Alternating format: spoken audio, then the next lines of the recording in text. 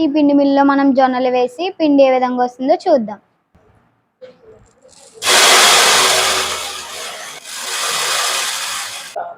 Friends, జొన్నలు గల్లాలో వేసుకుందాం. ఇప్పుడు ఎంసీబీని ఆన్ చేద్దాం.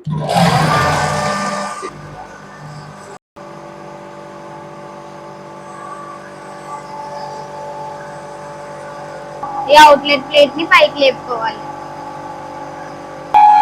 అయితే గల్లాలో అయిపోయింది. ఇప్పుడు ఎంసీబీని ఆఫ్ చేసుకోవాలి.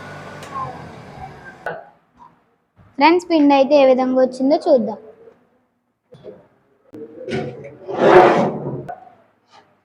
చూడండి ఫ్రెండ్స్, మనం జొన్నలు వేస్తే సింగిల్ టైంలోనే మనకి జొన్న పిండి అనేది చాలా మెత్తగా వచ్చింది.